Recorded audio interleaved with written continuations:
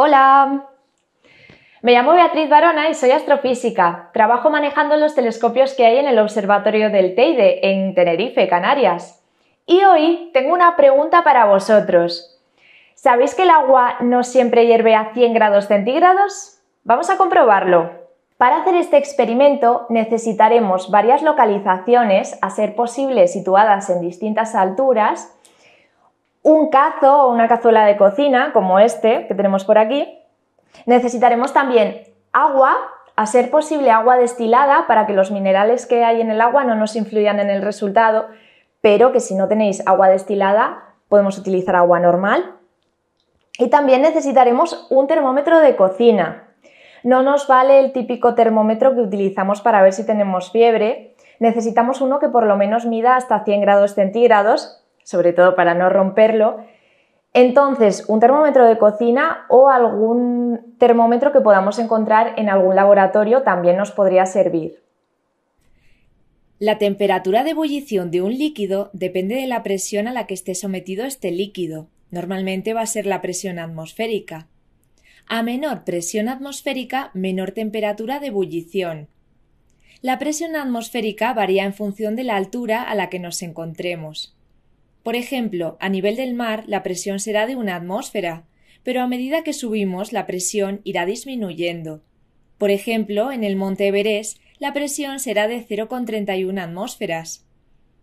Para comprobar la temperatura de ebullición en función de la altura, vamos a utilizar esta ecuación, donde P1 es la presión atmosférica a nivel del mar, es decir, 1 atmósfera. P2 es la presión atmosférica en el lugar donde vayamos a calcular la temperatura de ebullición. Delta H es la entalpía de vaporización del líquido, en este caso agua. La entalpía de vaporización es la cantidad de energía requerida para cambiar la fase, de fase líquida a fase gaseosa.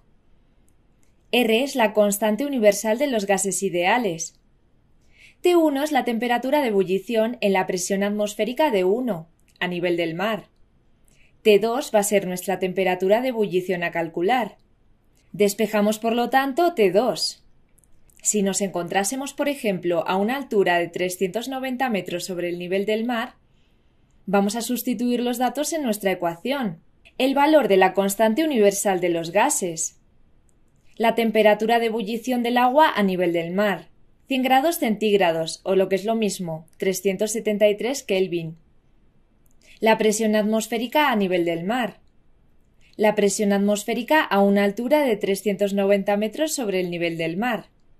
Y la entalpía de vaporización del agua, que la vamos a expresar en calorías partido mol.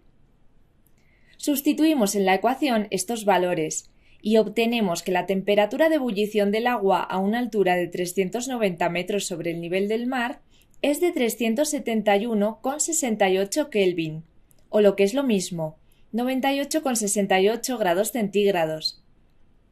Estamos a unos 390 metros sobre el nivel del mar y ya tengo aquí preparado el cazo con el agua. Vamos a ponerlo a hervir a ver qué pasa.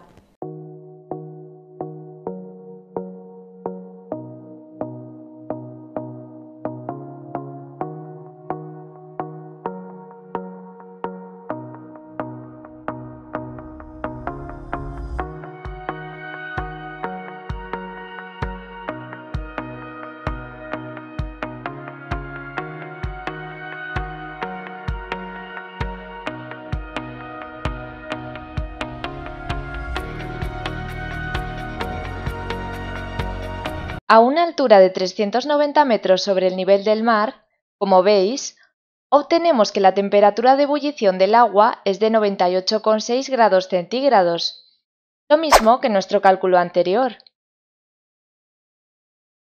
Ahora vamos a probar a hacer el mismo cálculo en una altura de 2.390 metros sobre el nivel del mar, donde la presión es de 0,75 atmósferas. Sustituimos de nuevo los datos en nuestra ecuación, cambiando la presión a esta altura. Y obtenemos que la temperatura de ebullición del agua es de 364,9 Kelvin, o lo que es lo mismo, 91,9 grados centígrados. El Observatorio del Teide, también conocido como Observatorio de Izaña, se encuentra en la isla de Tenerife, en Canarias. y está situado a unos 2.390 metros sobre el nivel del mar. Vamos a poner agua a hervir aquí, a casi 2.400 metros sobre el nivel del mar.